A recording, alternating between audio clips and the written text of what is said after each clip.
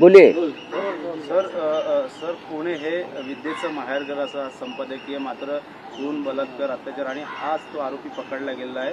कसं बघतो?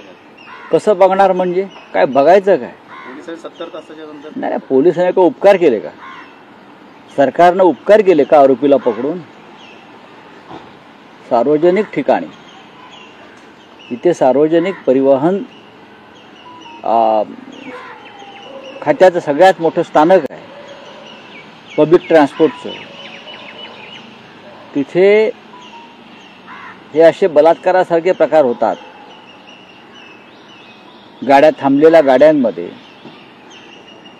आणि आमचे गृहराज्यमंत्री म्हणजे दिव्यच आहेत.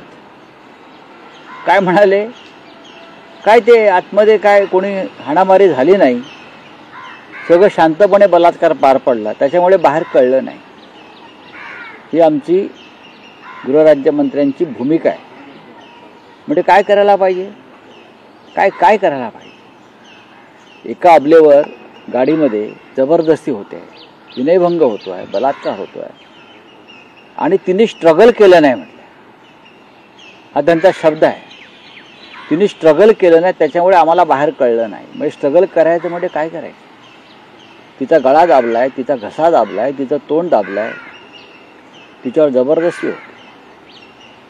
पण पोलिसांनी आरोपीला पकडल्याचं आपण सांगताय, त्याबद्दल नक्कीच पोलिसांचं अभिनंदन.